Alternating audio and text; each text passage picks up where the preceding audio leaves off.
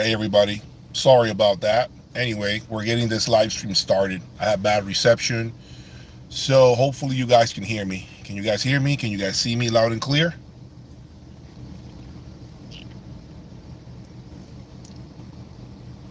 Perfect. Yes, sir. Awesome. Thank you for joining me today. It is Saturday and it is 3:50 p.m. today. So we're going to talk about audio. We're going to try to do this live stream again. I hope you guys are having a wonderful day or evening, wherever you are, in whichever part of the world you are living in. Okay. Today, I want to talk specifically about the latest changes that you guys are very excited, as I am, of course. Um, the turntable, the Kronos turntable, and the 3010. I figure you guys have questions about this, so I am here to answer those questions and give you a little more information than I typically share on my YouTube videos. Okay, I think it's easier at times for me to articulate these things through a live stream, just reading your questions and me just quickly addressing any sort of just confusion or just lack of clarity on my part. Okay. Today, you guys saw the Boulder 3010. As I was saying earlier, it is a special component. Um, One person earlier was asking me, why is it that it's such a difficult component to find or see? And my answer to that was, the reality is there are some components out there that are just obscure. They're very difficult to see. Examples of these components are the Magico M9, Dart Zeal 468 monos, Wilson Audio WAMs. Those are speakers and electronics that are just very difficult to see. And I think it's because, honestly, I think it's done, number one, on purpose. I think that the manufacturers are not intending to mass produce these products anyway. So they are already a lot of money, a lot of money. And a lot of stores are not going to put that kind of product on their floor. Remember, that is a huge financial investment for any store. And let's keep it real. How many people are really going to walk into a store and purchase a Boulder 3010 at $142,000? How many people are going to walk into a store and buy a Magico M9 for like 900 grand? So I think that's the reason why these brands, these specific components, are very difficult to find, let alone hear or see, because they are just simply they're statement pieces.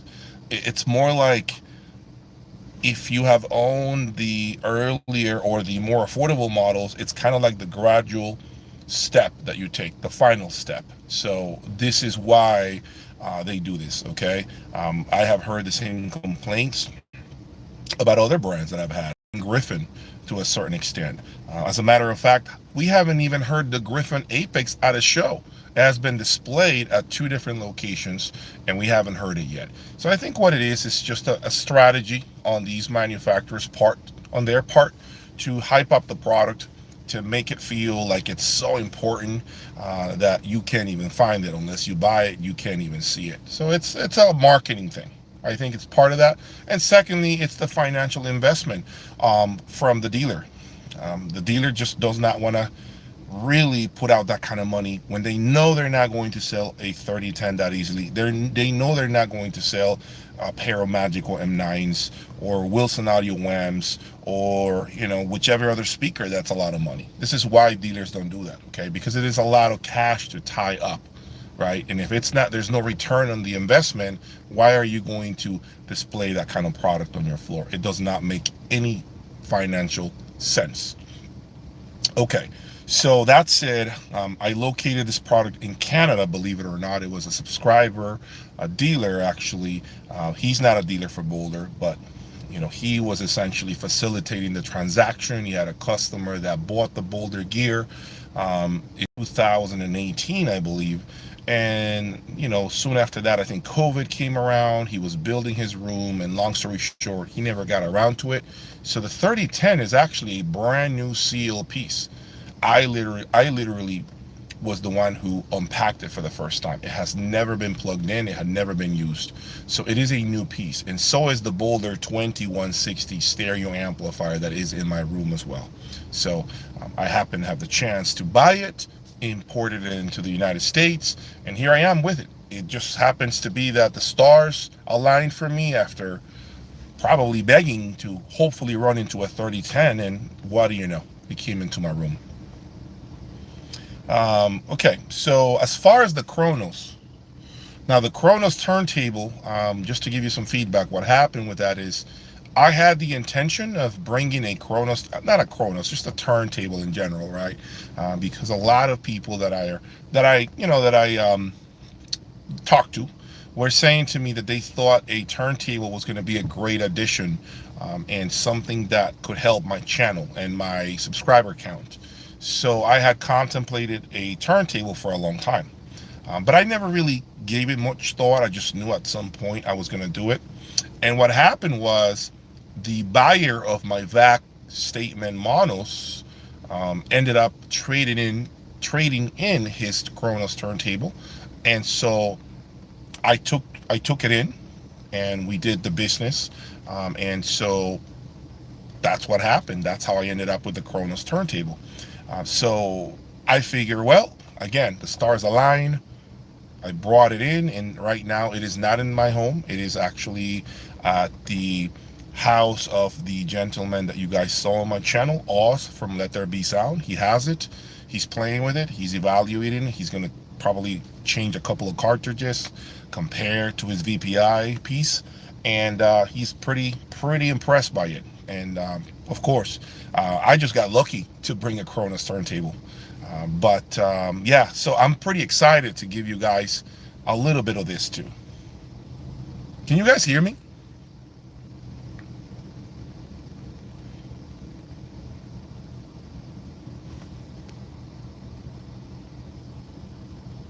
You guys there? Okay, perfect. All right. So yeah, so that's really what's happening. Okay, in my lab, the Kronos turntable, I have already placed the order for the stand, and the platform, and I also order the cartridge. So more to come on which cartridge I bought. You guys are going to be impressed. I got a lot of recommendations from a lot of people that I trust, but I decided on this particular cartridge because the person who has it also has heard it with Magico speakers. So he claims that that cartridge with Magico speakers is going to be phenomenal, and that's why I went with it. Okay, because I always take in consideration the synergy of the system, the entire synergy. So I expect to show you guys the turntable setup in my room probably early next month. Okay, so for now, just be patient, and let's continue to build on this analog journey. And of course, I appreciate the recommendations from all of you guys. I was very vocal. I can't even change songs on vinyl. I mean, I don't even understand how to do that. But I am very open and honest with you guys. I'm not trying to blow smoke up anybody's you know what. I'm not doing that. I'm being real, and I'm going to learn like anybody else has done in the past. So I'm pretty excited, guys, to try vinyl. Now, where am I going to get vinyl? So as I said to you, I have a lot of friends that have vinyl, hardcore vinyl owners, record owners, 10,000 records, 5,000 records. They have a lot of records, okay? And they have all offered to loan me some of their best records, okay? So I will be borrowing vinyl from different friends, vinyl that they recommend that they're not using, and I will be playing with some top-notch records. That much I can tell you. So it's not going to be in the beginning stages me buying a lot of vinyl per se. It's more of me understanding what vinyl, what a turntable does with great recordings. That's really what I'm trying to get at. Okay, so but eventually, if I do decide to keep it, and I have, and if I'm open to that, I want to let you guys know I am open to that. Then I will begin to embark on buying records. But until I am there, I am just going to borrow vinyl from friends of mine that have great recordings that they highly recommend, and I'm going to go with that. Okay, because again, this is a trial for me, and I don't want to be fully vested in this journey, analog journey, if I am not sure it is for me. And one of the things that can make the journey mine and to my liking is the sound, the quality of the presentation. Okay, if it is absolutely what everyone is saying, which is just unbelievable, I can't get it out of my head type of presentation, I can't do digital like I used to, then I can see the turntable staying in, and for me to overlook all the tinkering and the getting up to change songs and the inconvenience, okay, part of a turntable setup. But it has to be there sonically. It has to make me feel like there is absolutely no way I can do digital the way I used to in the past. If I don't feel that it does that for me, and I feel that my MSB Select 2 just brings it to the point that I'm like, it's a hit or miss type of thing, like for every, let's say, 20 songs or 10 songs I play, maybe one is where vinyl is going to really come out on top, then to me it does not make sense to keep vinyl. It won't make any financial sense for me to keep it. It has to definitely impress me. And yes, I understand it has to do with the record selection. I get it. Some records are not greatly recorded. So I am aware that I have to be pickier with vinyl than I do with digital. But that's fine. I just have to be able to compare the best records in vinyl and hopefully find either in on Tidal or Cobos, or even buy the DSD version of these records and compare and do a proper A and B comparison. And if I find that vinyl just trumps my digital rig at all times, then yeah, I probably will keep it at that point and just continue to make it better. Okay.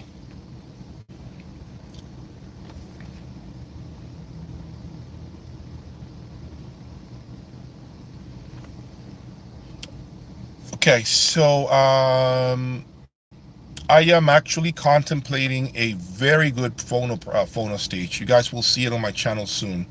I actually did hear about Vanessa Fernandez albums. I hear she is absolutely astonishing. So, I will definitely be contemplating her albums on vinyl. Vanessa Fernandez. Okay, so have I heard the A5s? Yes, guys. I have definitely heard the A5s. I actually own them in my room briefly. Phenomenal speaker. I can't say anything bad about it. But as I have been telling you all for a long time now, when you buy a Magico speaker, that is just the beginning. You need to work on the rest of your system. And I mean, that goes for any speaker, but I think Magical makes it that much more crucial. Okay, much more crucial to work on the rest of your system.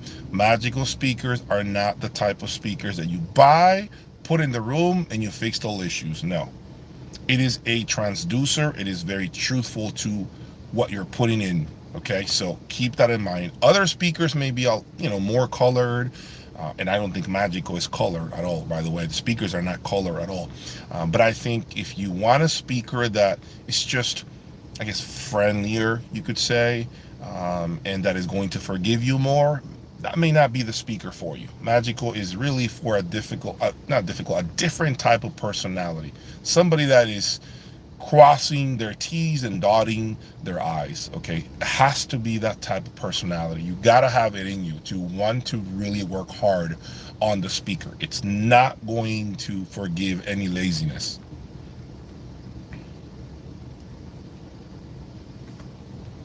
Okay, the thank you guys. Thank you everyone for being here with me.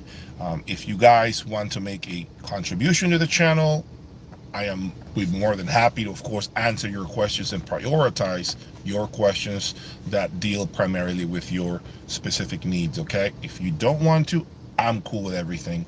Okay, just wanted to let you guys know that I'm here, enjoying some time on this Saturday at 4 o'clock in the afternoon.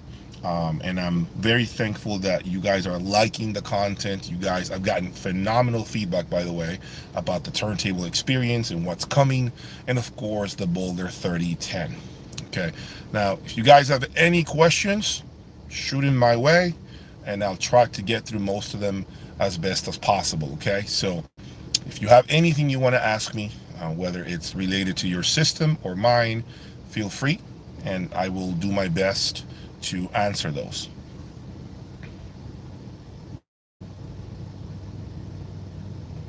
Focals, Sopra 2s.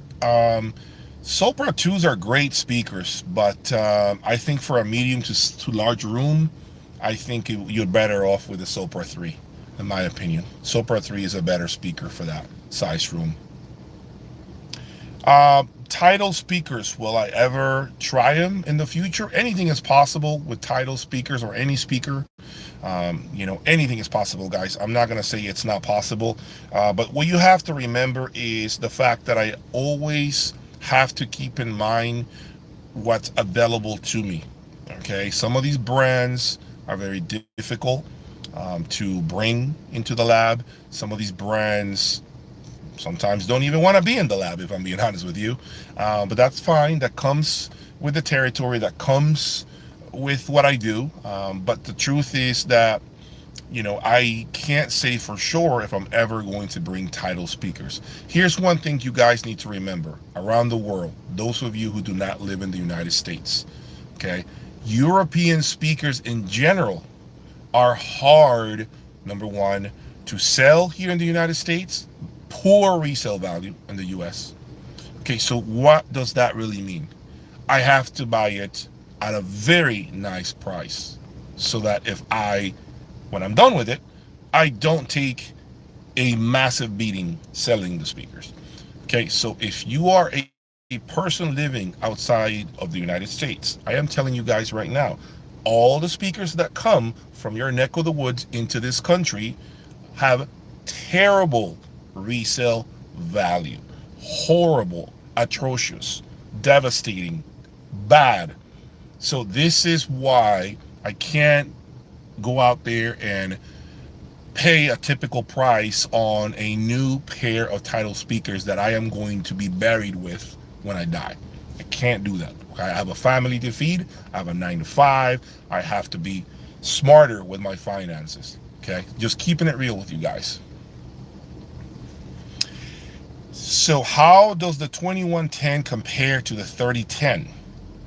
The 3010 to me is faster. The 3010 to me is clearer. The 3010 to me has far more bass. The 3010 to me has it feels, I wouldn't say more accurate, because the 2110 is very, very accurate, but I would say it exponentially increases the best of the 3010 and then adds other strengths not necessarily found in the 2110 on top of that. So it really enhances on everything that the 2110 already does. It should. I mean, it cost $72,000 more than the 2110. Okay, but this does not make the 2110 a bad line stage. It is a phenomenal line stage. As a matter of fact, I had it dialed in days before I received that email from the person that had a 3010. And I was just about to pass on buying a 3010, literally going to let it go and not buy it, because I had the 2110 sounding phenomenal, like beautiful, totally dialed in. And of course, you know me, that came to me. It was brought to my attention that there was a 3010, and I bought it. Okay.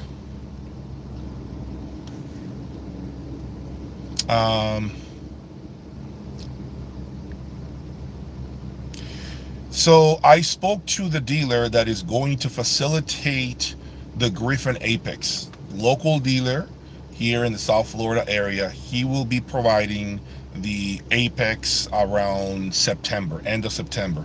I spoke to him maybe a week or so ago, and he did say that the plan is end of September, early October. So it looks like the Apex will be coming in. There is no Commander. I must say this again. It is only the Apex that is coming in, no Commander.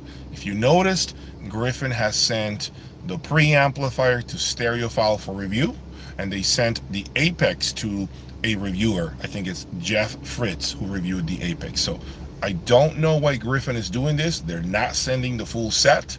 They're sending separate components for a review. But I was told that all I'm getting is the Apex, no Commander. I gotta make sure I say this, no Commander. But I do have two amazing line stages in my room. I actually have 4 preamplifiers at the moment. I have an Audio Research Reference 6 SE. I have a Constellation Pictor with the optional DC filter. I have the 2110, and I have the 3010. So clearly, at least 2 of the 4 line stages that I just mentioned will be up for sale soon. Okay. I also even brought a 2160 brand new stereo amplifier from Boulder. I don't see myself keeping a 2160 and a 3060. So clearly, there's a lot of things that will be sold off. Okay, a lot of these things will be up for sale. I am hoping to list them on my website, which will launch at the end of the month, first week of August.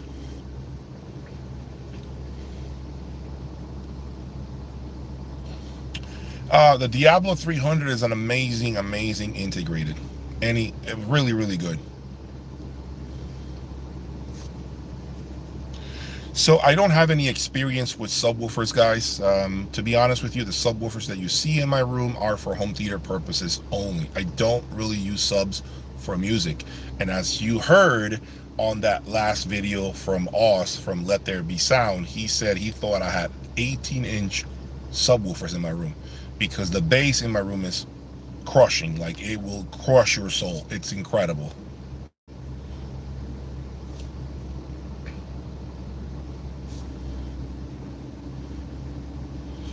Yeah, my system has changed drastically. There is absolutely no question about that, guys. The Strum Tank, me being a dealer, as I mentioned, and I'm very vocal, I am a dealer for Strum Tank, and I am also a dealer for Artisania stands, which is why I'm going to be using Artisania stands in my room. And the truth is that the use of the Strum Tank has completely changed the way my system is displaying resolution, musicality, quietness, and just everything holistically. The system is singing. I mean, the system is sounding phenomenal. And I think one of the greatest things I did was to add a Strum Tank in the mix. I've owned a lot of power conditioners throughout my journey. You guys have seen those on my channel, and I still believe the Strum Tank is number one. Yeah, you can call me biased because I represent it, but I wouldn't put my name behind something that doesn't work. I just don't work that way. All right, let's see what other questions you guys have.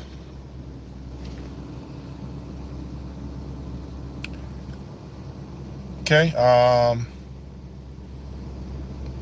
just went over the update on the Griffin Apex for those of you who are joining us right now. So I did mention that the Apex should be with me end of September, beginning of October, according to my local Griffin dealer, who I spoke to a few days ago, or maybe a week ago. Okay, so that's the plan. So that's still going to happen. Okay, you might get to see an Apex against a Boulder 3010, and I'm not saying that it's a comparison, but you might get to hear, for your own purpose, the Apex. And I expect the Apex to be absolutely phenomenal. I have absolutely no doubt it is one impressive amplifier, and that's the reason why it's making its way into my room. I have absolutely no doubt it will blow me away too. Everything Griffin has been great gear for me. Do I have different speakers on the horizon? Yes, I have Very, very different speakers in the horizon that at some point might make an entrance. I just don't think that it will be immediate, guys, because I am very heavy on equipment right now. My inventory is very heavy. I'm going to have to start selling off a lot of different components through my website, through other websites, in order to, get some funds back in the bank before I begin to make my next speaker purchase. So I'm very happy with the Magico S7s. Very happy, I must say that. Very, very impressed with how the Magico S7 is sounding in my room.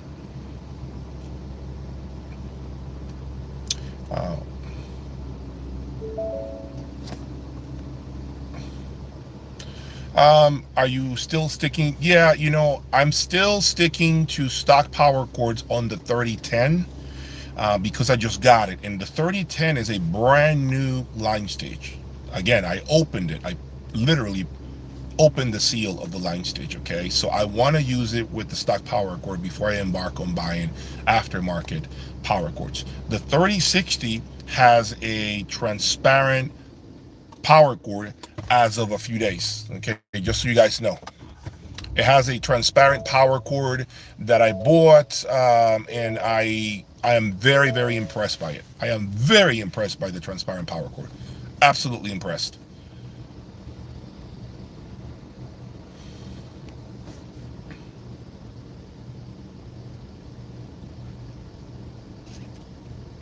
I have four dedicated lines in my room. I have two 30 amp lines and I have two 20 amp lines in my room, dedicated from the panel. So yes, and I have the strum tank, of course, which most of my components are using the strum tank to to feed power to them. So I'm barely using my dedicated outlets right now. Barely using. I'm actually only using two of them. One on the 3060 and I'm using one on the 3010 at this time. Um, any intentions of trying Maggie's 30.7s? No, I think they are too big for my room. I can't accommodate a speaker of that size, guys. It's too wide. It takes a lot of real estate.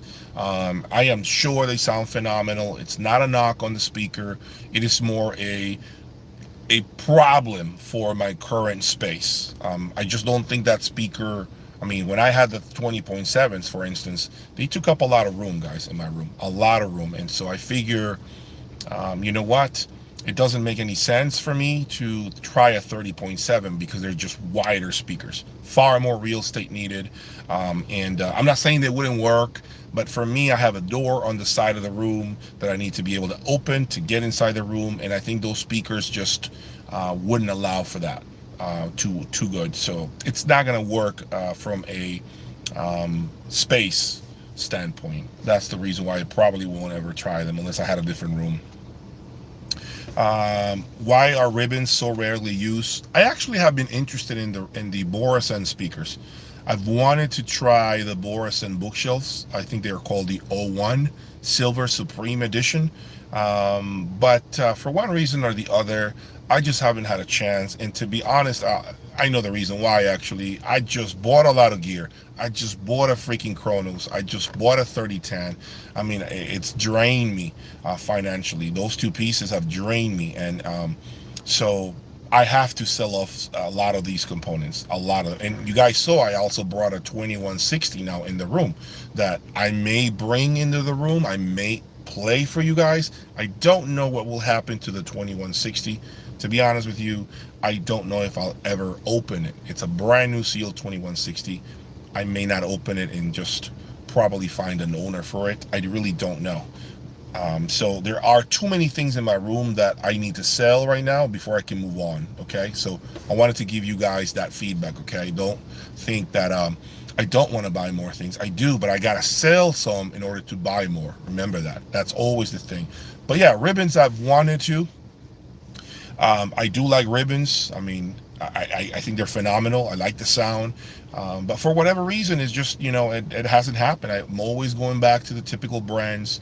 And I want to, hopefully change that narrative, I want to change the story, the same movie I keep playing for you guys when it comes to speaker selection.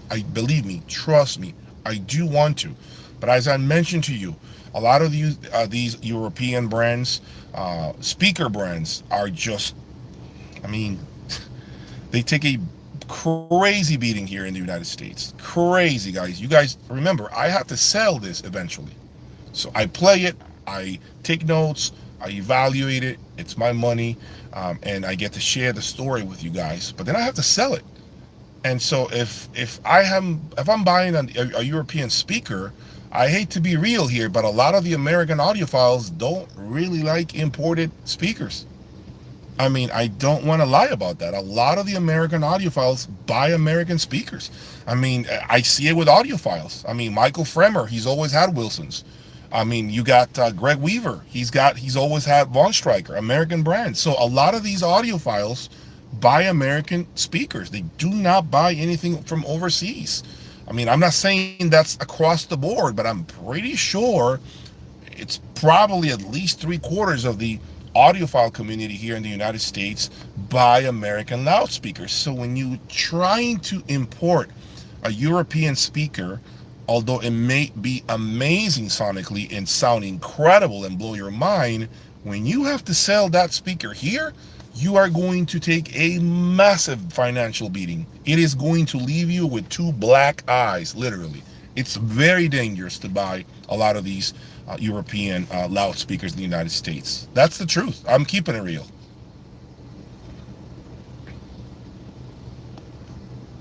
Okay, so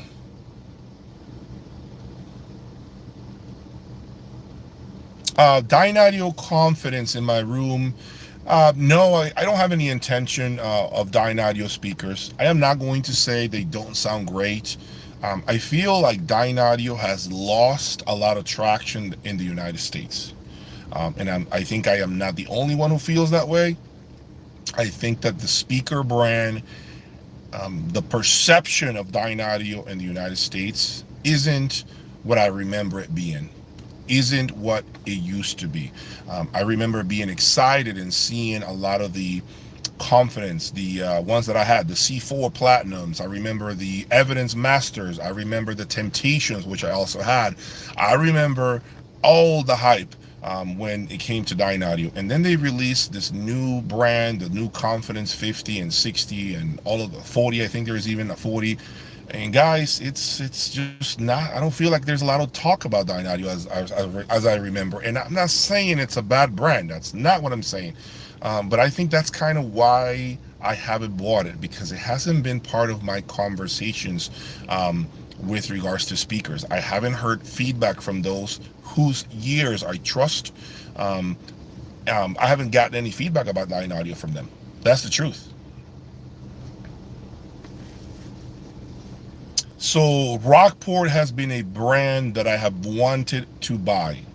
Okay, absolutely amazing, amazing. I want to try Rockport. Rockport is definitely on my radar. I am telling you all, Rockport's timer is clicking down right now.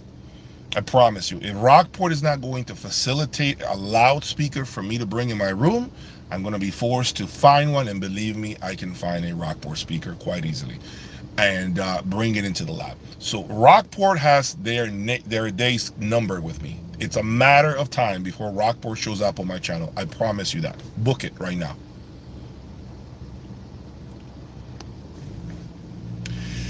So Warren, thank you for being here. The possibility of me bringing a StromTank S5000.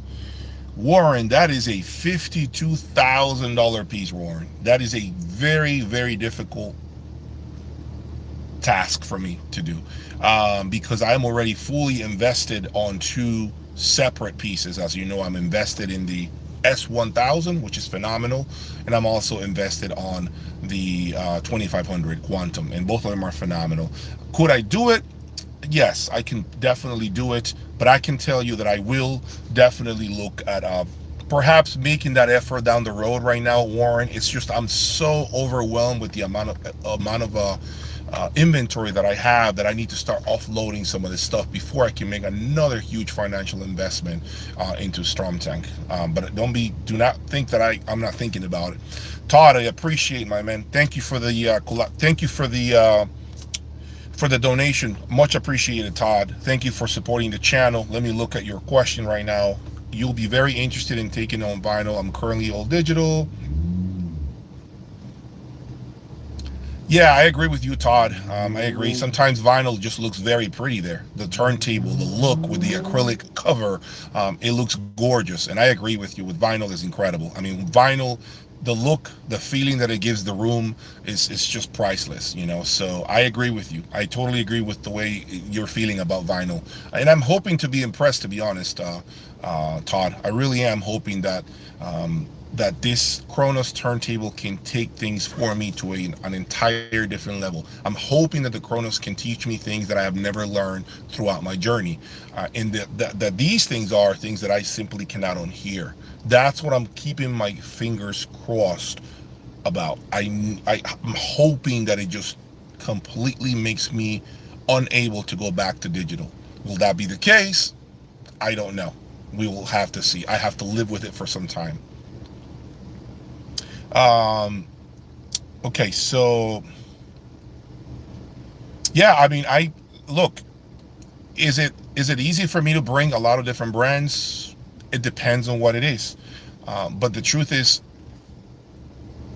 it takes a lot of work, guys, a lot of effort, a lot of wire transfers.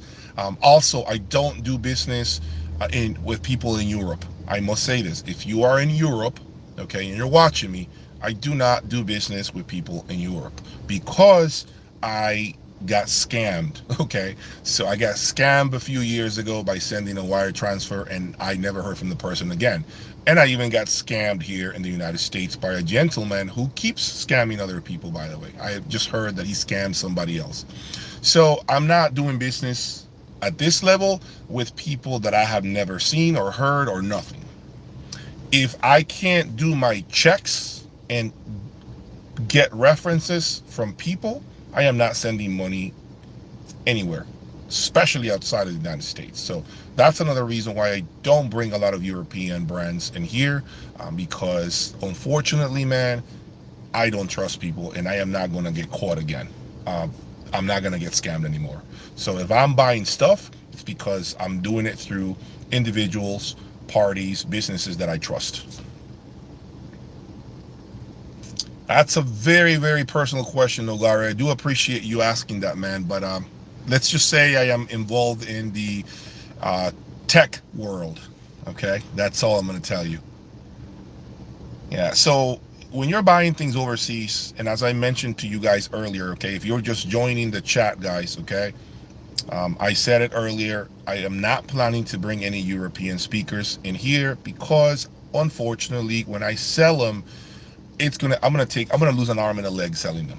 Okay, I just can't do that. Now, if an European brand or manufacturer is watching me and they want to send a pair for me to evaluate and they cover all costs, I'm more than happy to see what this product is, and if it really does pique my interest, then sure, we can definitely bring it and make this happen, make this a reality.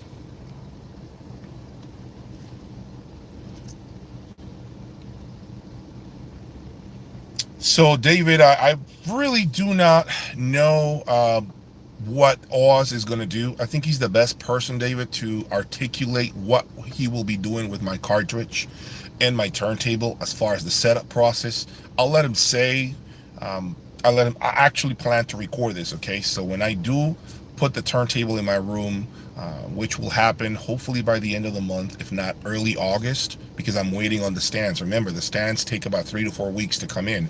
So once we do that, then I will make sure that I do a video. I'll film what he's doing, let him walk us through the setup process, and so you'll get those answers right away on video, literally.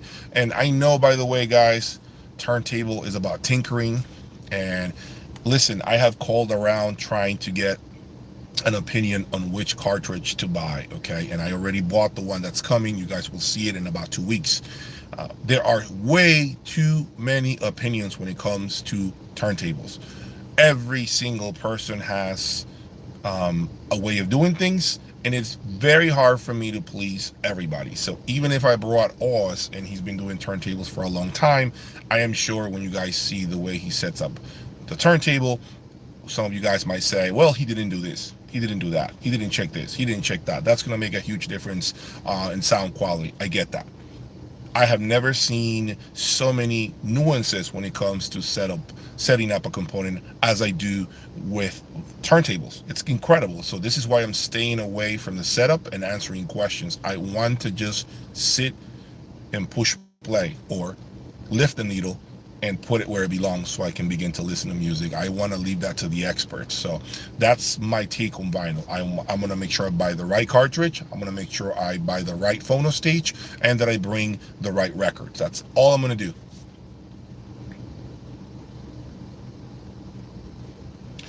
So one of the things that I want to address was, actually, I don't think I articulated this on the video very well. Part of the excitement that I have with the 3010 Boulder is that I'm going to try the Boulder 3010 with more affordable amps. What I want to see is how much better can an affordable amp, if that's a word at this level, how much better can it get when you put a crazy preamplifier like a 3010? That's what I want to get at. For instance, what if I, let's say, had a Sim Audio 860 version 2 mono and I connected a Boulder 3010? What if those 860 version 2s went from sounding as they do already, which is phenomenal, and now all of a sudden they are inches away from what you get from a pair of Sim Audio 888s, which are $122,000. I'm just saying, like, think about it like that, along those lines. That's what I'm trying to investigate. Should we really be putting most of our money in the source, or should it be most of it in the preamplifier? Because remember, I have already explored a ton of amplifiers. So right now I'm embarking on exploring preamps, and I am just so curious to see if maybe most of our money should go. Yes, everything is important. Let me make sure I say that. I get that. Everything, the source, the speakers. Yes, I understand that. But I'm saying, what would happen if you guys right now bought a world-class line stage like the 3010 and inserted that into your system? I think your system will jump a couple of levels. But I really do not know if that is the case if you buy an amplifier, and a better amplifier, and insert it. Because remember, that better amplifier, such as my 3060, may need the matching preamplifier. See, the matching preamplifier is always, for the most part, needed with the amplifier. But you don't really need, per se, the matching amp when you have the great preamp. Does that make sense? That preamp should be capable of elevating a lot of other amplifiers that are considered more normal in terms of pricing. Does that make sense? But I don't know if that same thinking can be applied when it comes to an amplifier. Because I can certainly say this to you guys, the 3060, as good as it is, I didn't like it with the MSB Select 2. I thought it was good, but when I put that 2110, I was blown away. I couldn't even believe it. So that's what I'm saying. So that's what I want to experiment with, okay, with the 3010, just so you guys know.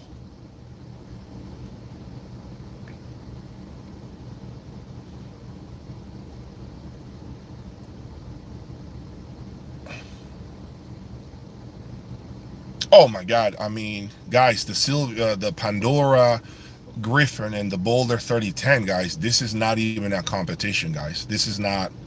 I mean, the Griffin, Pandora, and the 3010, guys. It's not even in the same conversation, guys. I mean, um, I can't tell you that. I can't even lie about that. The 3010 is king for me. It's king when it comes to the electronics that I've owned. I mean, there's nothing like it.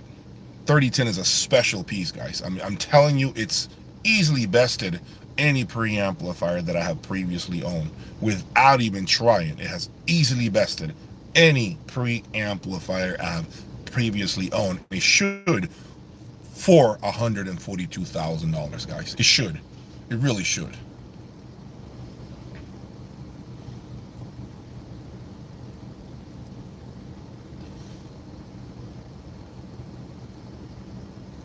So the right choice is because it's going. Can you?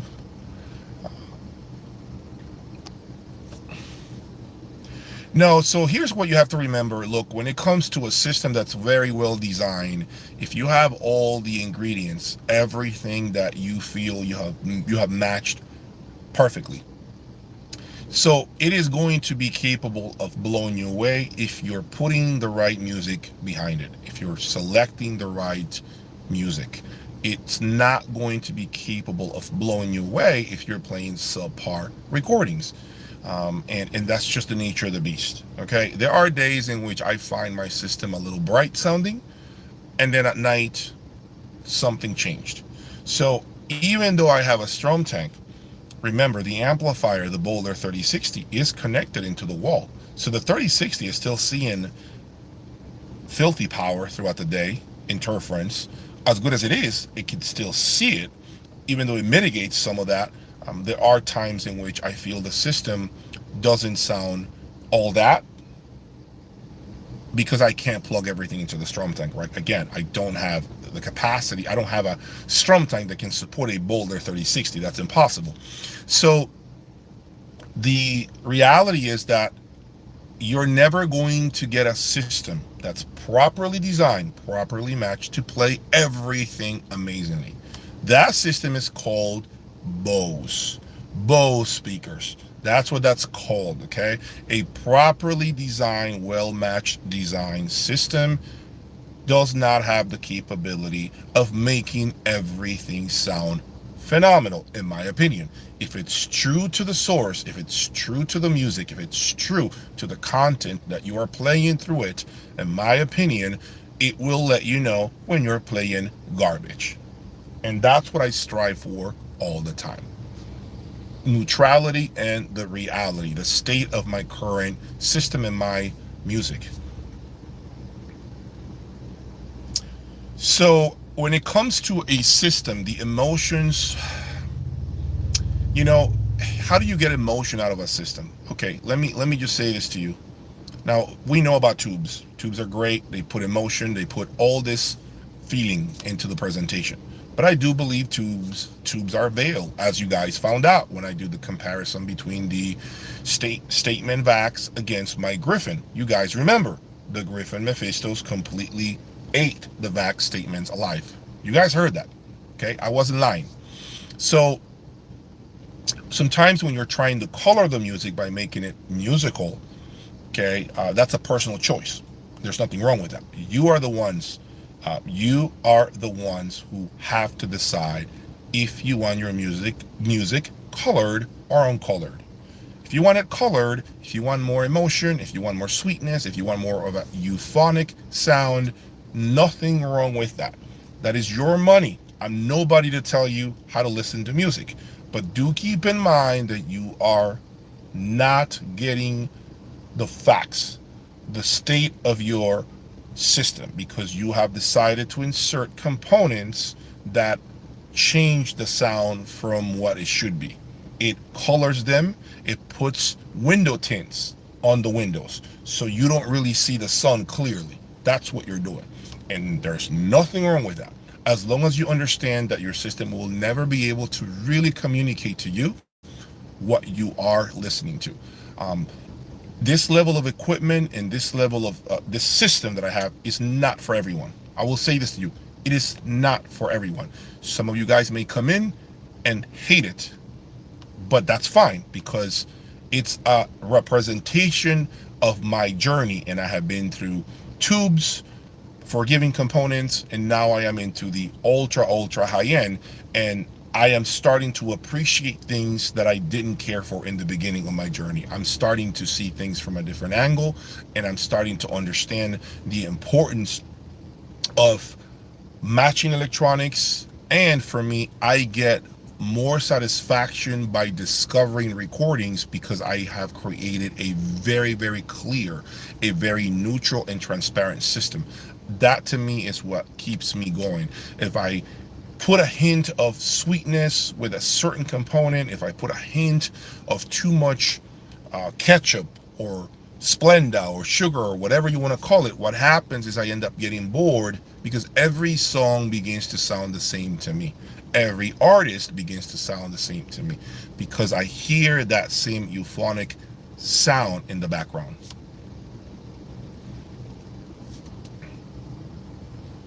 So, so when it comes to best is an opinion of your own system. If the system that you have right now in front of you is best to your ears, that's all that matters.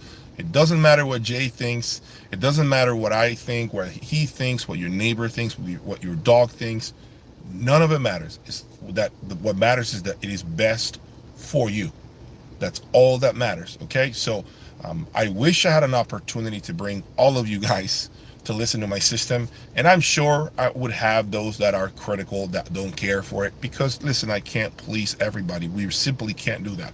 But I can tell you that my system is one of the best systems that you probably ever hear. Okay, and that has to do with all the matching that I have done, all the legwork, all the blood, sweat, and tears, and just obviously all the money that I have spent. So you don't get here by mistake. Like it's not luck that I'm here. I have worked very hard to get here. And I'm trying to share this journey with you guys every single day. I want you guys to be engaged with me, and teach you, hopefully through my consultation service or through phone calls or through the live streams if I can, answering questions, a few things. Okay, but I unfortunately can't teach you everything because that means I have to dedicate my time to you guys.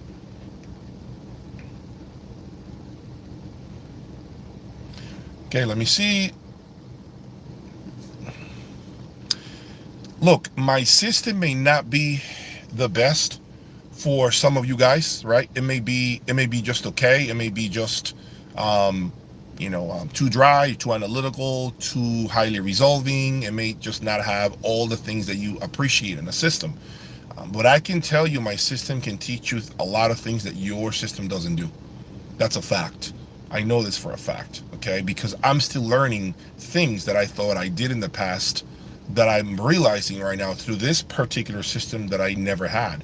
So it is going to be very difficult for me to dismantle this system. To be honest with you, I get anxiety just at the thought of having to start over because it's taken me forever to get here.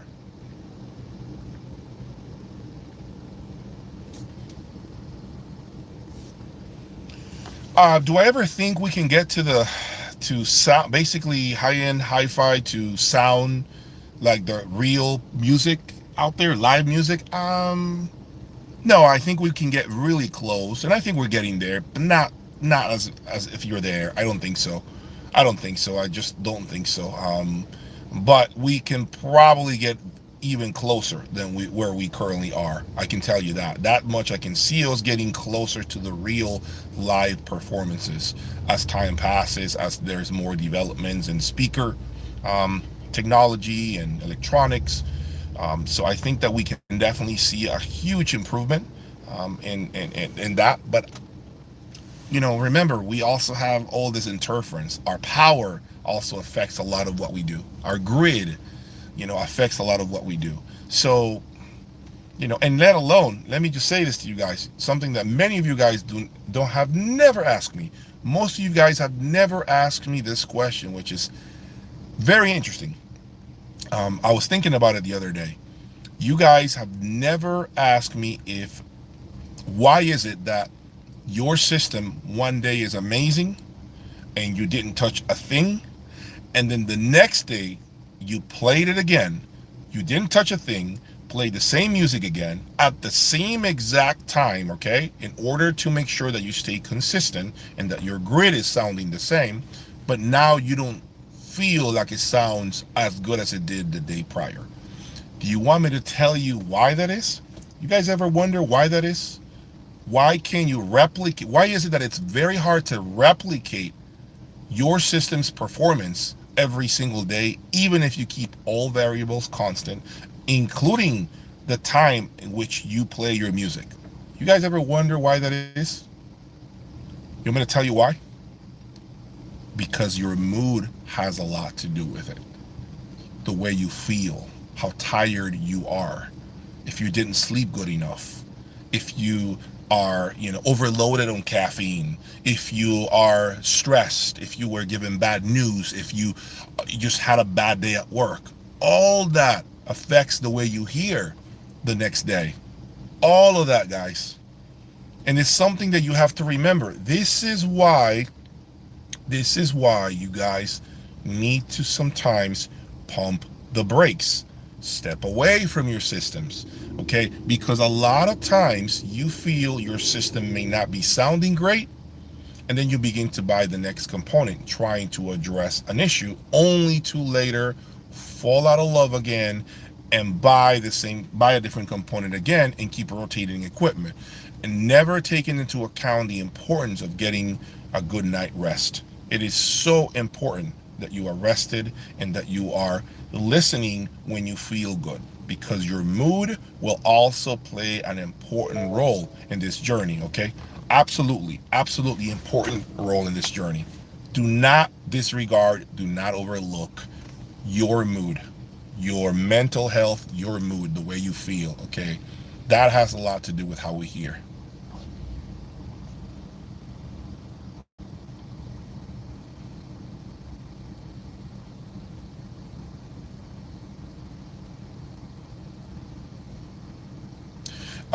Let me see. Whiskey. Yeah, whiskey is actually funny. Whiskey is the best audio upgrade. It's funny, Kenneth. So yeah, but it's really actually something that I occasionally do. Pour myself a drink and enjoy the music, depending on the mood. My only problem, I hate to admit it, but you guys are here with me on a Saturday afternoon, okay? I hate to admit it. When I drink a little too much, I get really sleepy. I get really sleepy. I can't keep my eyes open. I don't know why that happens. I'm still trying to figure out why I get sleepy. When I drink just a little too much, I get very sleepy, very relaxed, and I want to go to bed. Chain smoking, appreciate, man. Thank you for the donation. I appreciate you contributing to the channel and my madness, man.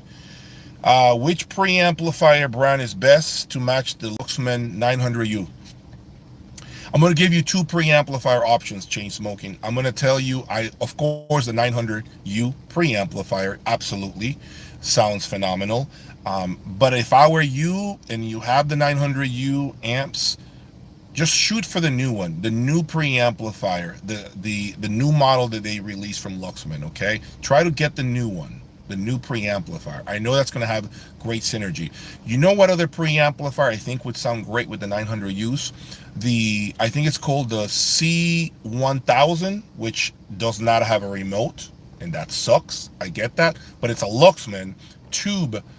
It's like a hybrid preamplifier. It's called the C1000. Look into that. I keep hearing great things about it. It's very musical. And then the third option, another one that I might add is the Merrill Audio Christine with the external power supply. I have been very vocal about this preamplifier that always flies under the radar. The Christine from Merrill Audio is a phenomenal preamplifier, and it's not a lot of money. It's a very good sounding preamplifier, okay? Hopefully that has answered your questions.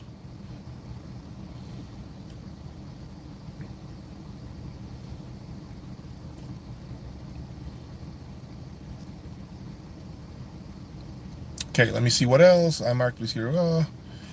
She said, I can tell you that the amplifier, look, the dynamics in my system are definitely there, but I also attribute these things to the Boulder 3060, okay? With that kind of power, the Boulder 3060 is without a doubt unmatched, okay? 900 watts, it's impossible.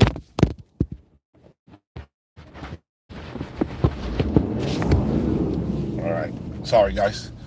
900 watts, it is very impossible to get you guys to not believe that the 900U, then the Boulder 3060, excuse me, doesn't have any dynamics. I mean, it's an amazing, amazing amplifier, and especially with seal speakers. Seal speakers need a ton of power. I keep stressing this. I keep saying this. If you buy a seal cabinet speaker, please make sure you have enough power. please make sure you have enough power. You need power with Seal Designs. You need power. I'm telling you, I've tried it all. You need power. Well, how are the dynamics of my system when I play 40s music? Guys, I don't play 40s music, unfortunately. But this turntable conversation has me looking at older recordings. I will say that. So I will say that I may have to look at the older recordings, okay, the 60s and 70s, because I know a lot of these older recordings were great.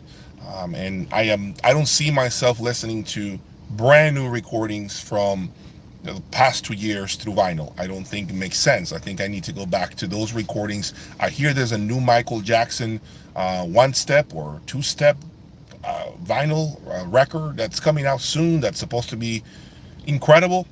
Maybe I try that. Maybe.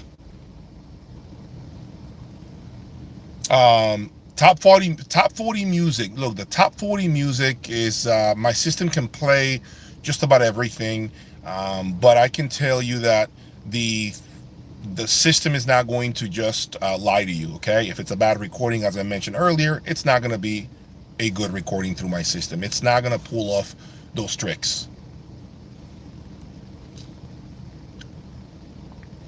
Thank you, Nogara. I appreciate it. Thank you for the kind words there. I appreciate this.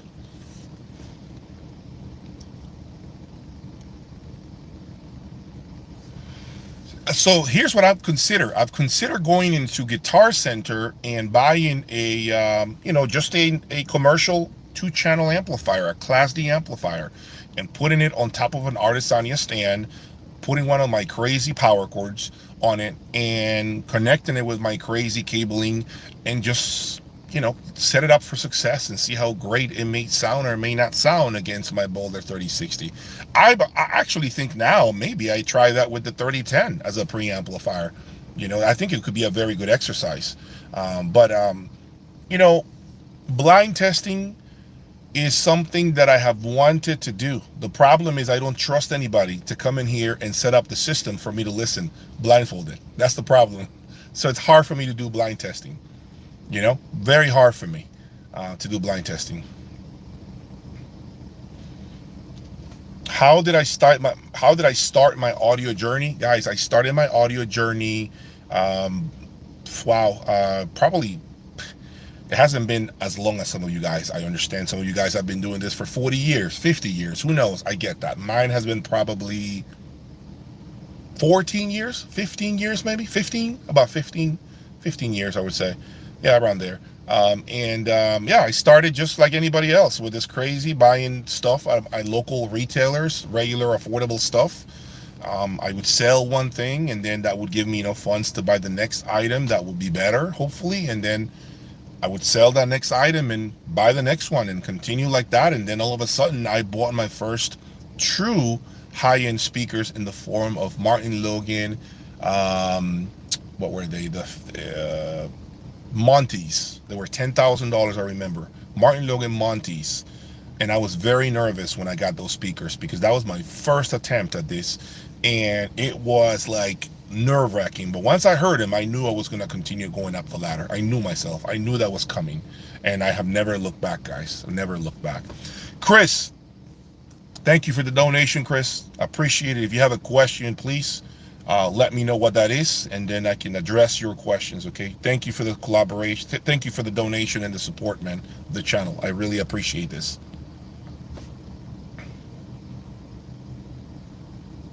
Yeah, the Scala E was a great, man. I mean, a lot of these brands are, they're, I know they're selling because of the things I say. I know they are. I know they are. Even though some of them play dumb, like they're not selling because of me talking to you all right now and putting my videos on YouTube. I know a lot of them sell. I know a lot of these brands sell because of my videos. I know they do. I know they do. Trust me. If I were to simply share everything that I know behind closed doors about how much my videos have helped other brands really, really sell equipment, okay? And I'm not saying I'm the one selling all these products, that my videos are the only ones creating sales. No, But I'm telling you, I have heard behind closed doors that a lot of different brands have benefited from me having their products in my room, because I have been told this by dealers. Oh my God. I've been told this by dealers, okay? Sorry. I've told this by dealers. Dealers have told me that they have sold X and YZ product because I had X and YZ product in my room for quite some time.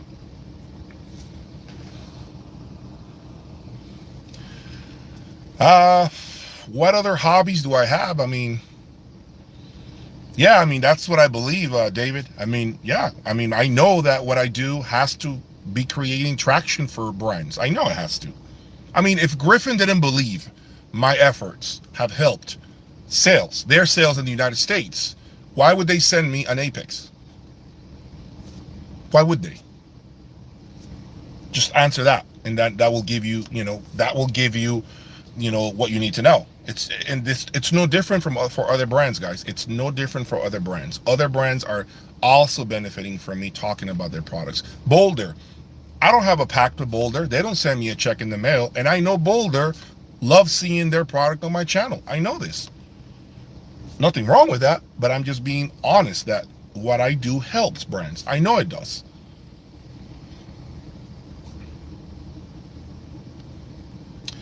Yeah, David, I mean, an incentive would be great. The truth is, the problem is when an incentive from a brand comes with a hidden agenda in the form of pay to play, or here's something for free or at a heavy discount so you can give us a plug and talk great things about us, then what happens is that becomes very, very difficult to manage, okay? Because their expectations may not align with what I believe in.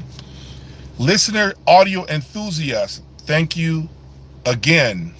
I appreciate the donation, really appreciate it, and thank you for buying me a protein drink, man. Thank you so much, man. I always see you on the comment section of my videos, and you're always there, very supportive. I really appreciate you being there at all times, man. Really thank you for that.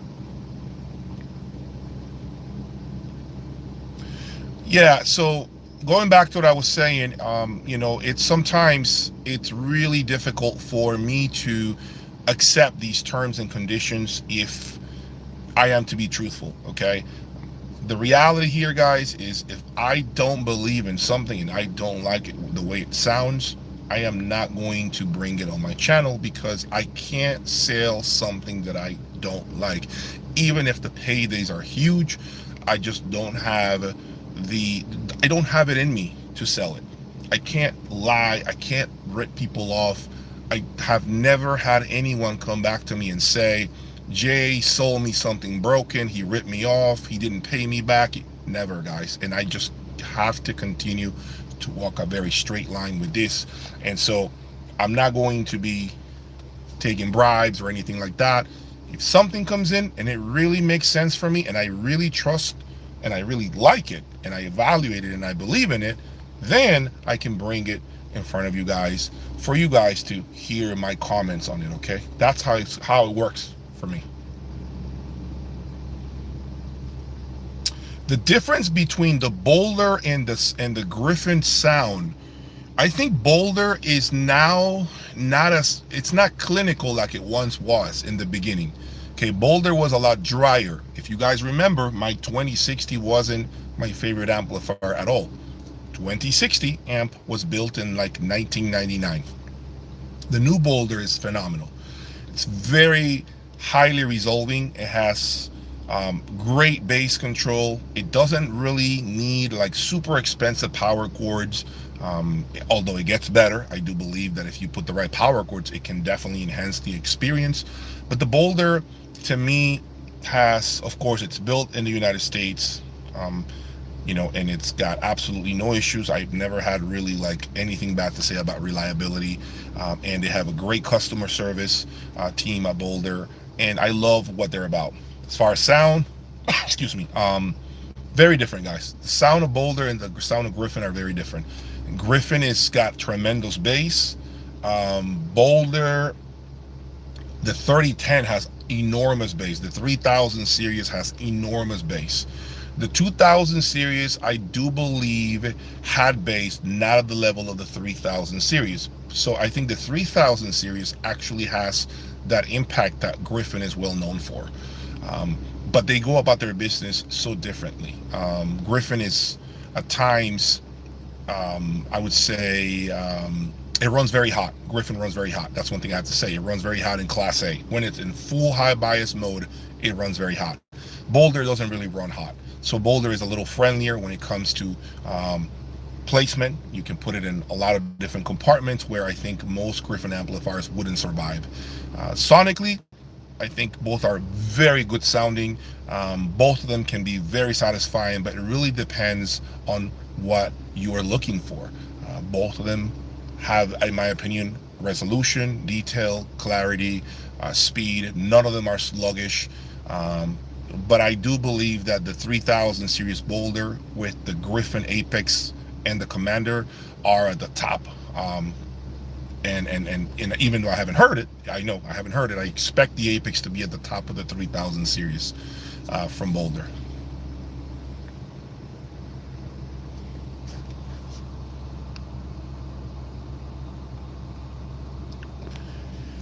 What is better, PassLab 60.8 or a Luxman 900U?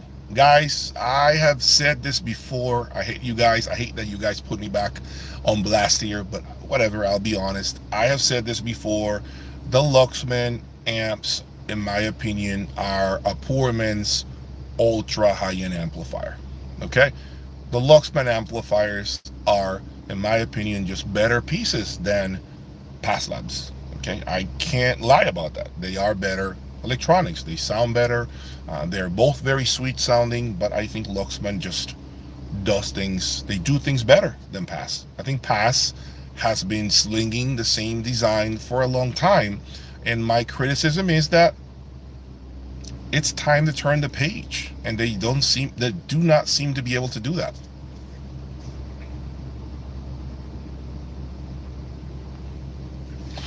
PassLab's INT 250 is a great integrated.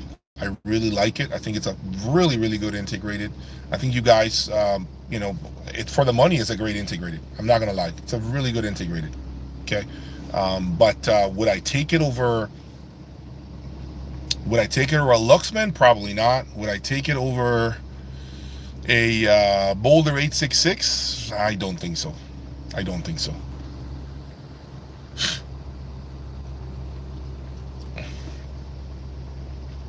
PassLabs versus the JC1s. I don't know. Depends on which PassLabs you're talking about. I mean, if you're talking about the 600.8s versus the JC1s, JC1 Pluses, I think they're both phenomenal, man, for the money. They really are.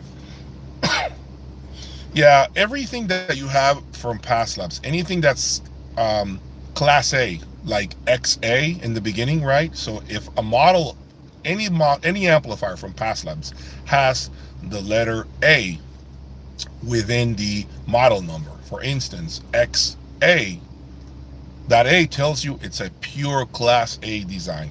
If it doesn't have the A, it's most of it is Class AB. The very first watts, 15, 20 watts, are Class A. For me, I think I probably prefer the X600.8s over a pair of JC1 Pluses, but those are a lot more money than the JC1 Pluses. So, but I mean, if you're asking me, that's probably what I would prefer.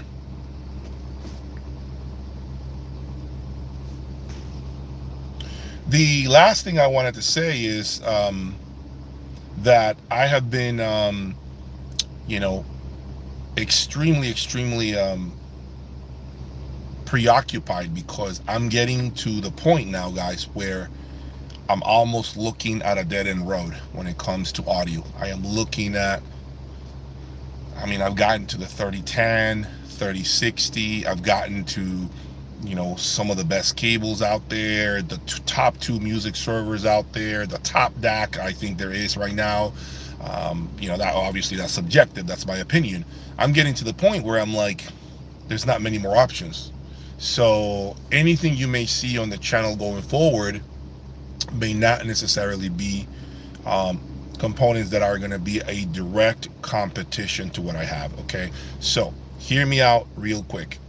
As the channel moves forward, I am going to, and I want you guys to keep track of this, I will be bringing more electronics, but I don't think I'll be able to bring electronics at the level of a 3010, at the level of a 3060, at the level of a Select 2 DAC.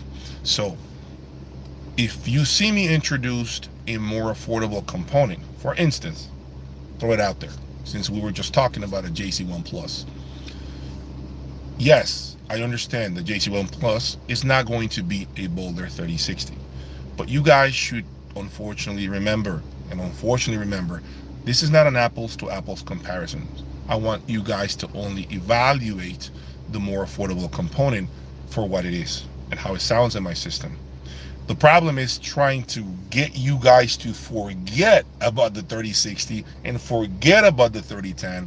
And when I introduce affordable gear, that you don't go back and say, oh my God, Jay, this sounds horrible. What happened to the dynamics? What happens to the speed? What happened to the clarity?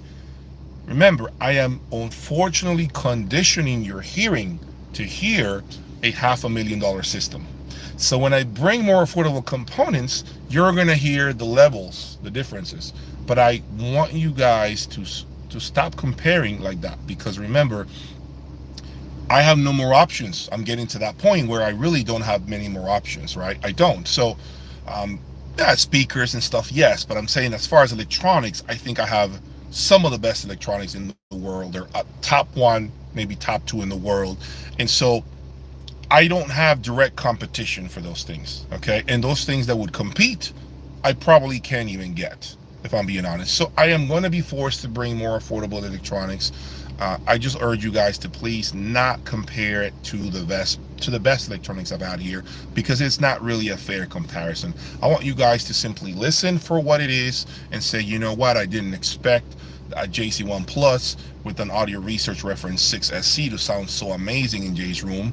No, it's not at the level of the Boulder 3000 series, but you know what I hear there for 30 grand, man, I should buy that, man. That sounds phenomenal. I'm okay with that. I'm cool with that. Yeah, I know I'm not getting that resolution. I know I'm not getting that bass. Yeah, I know I'm not getting all of this, all of that. But what I'm getting for 30 G's, man, I'm happy there, man. Thank you, Jay. Thank you for opening up my eyes to this other thing, these two other combos that I think fit my budget. That's how I'm gonna do things going forward, okay? Remember that.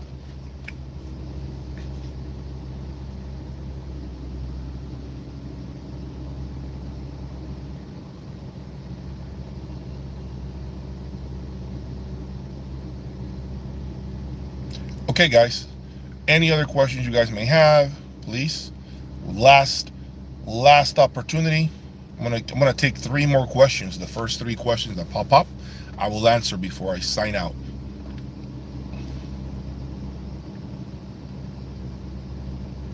Yeah, so what I'm gonna do on my website, I'm gonna have 3 different membership levels. My website will have like lo-fi, mid-fi, and maybe ultra high-end or something like that, right?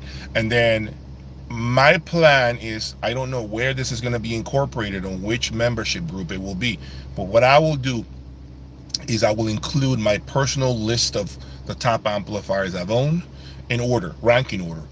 And I'll also have like videos, questions, things like that I may not address publicly. You're gonna have all this information at your fingertips. I even plan to have a tier group for speakers that I personally own, where I rank them, because I know you guys want to know, what do I feel is the best speaker I've had in my room. So I plan to do a ranking system on the membership section of my website, so that you guys have updated information constantly as I go, which has been, as of today, this is Jay's top amp, Jay's top preamplifier. Second place is this, third place is this, according to him. He's had it, so you guys can use it as a reference guide, if that makes sense. I plan to give you guys all that, but it takes so much work. You guys have no idea how much work this takes, okay?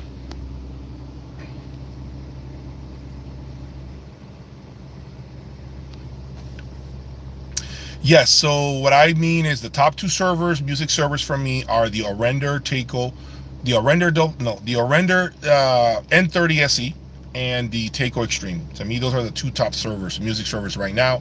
Of course, I'm sure there are more I haven't tried, but I'm talking about what I have owned. My top two music servers are the Takeo Extreme and the Orender N30 SA, not SE, SA, N30 SA. Okay, let me see.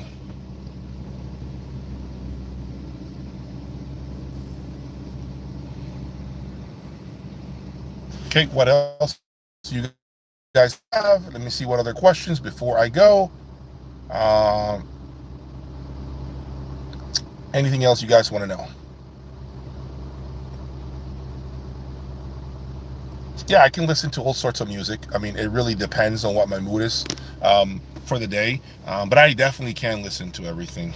I definitely have absolutely no problem listening to everything and anything.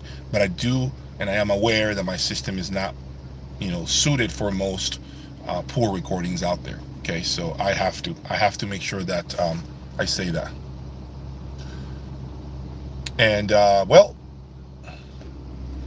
no, I don't think Chinese brands will ever have a place in my room. I don't think so, for many reasons. Reason number one, I think there are many channels already addressing these things. They're taking care of the Chinese marketplace. So I don't really see me having any sort of value or adding any value to that conversation that's been already completely exploited by other channels. There's a lot of great dudes that are doing this, and they're doing a phenomenal job at this. You got Jay from Canada. He is, completely exploring, a lot of the Chinese brands and what's available there, and he's great at, you know, um, articulating things when it comes to the affordable audio, and I think he does a phenomenal job. The kid has been growing tremendously. So he's great for that, type of stuff. He does a good job covering that area, that segment of the audio industry. And then, you have GR Research. I've been watching his videos lately in regards to some sort of, conflict that he's having with, I think its name is AV Science or something like that, this other channel.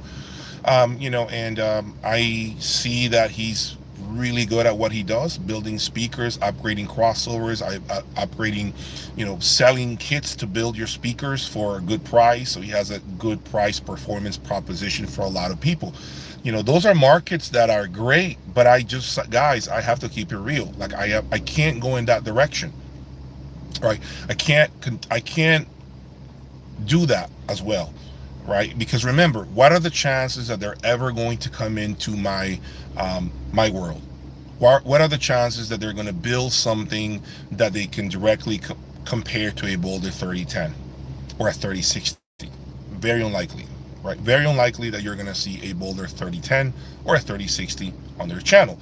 I'm not saying it's impossible, but very unlikely, because it takes a lot of money, and I have to buy these things, and I don't know if they're going to put that kind of money out and buy a product of this caliber. So I have to kind of separate myself and understand the crowd that I'm appealing to. And I think they're very clear on the crowd that they are appealing to. So I try to stay in my lane. I let them stay in their lane, and they do their thing. So yeah, I don't think I'm going to end up doing any Chinese brands, as I said. Let me see.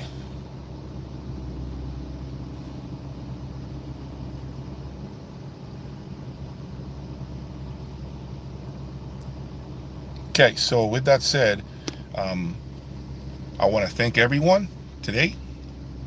And I really thank each and every one of you guys for supporting me.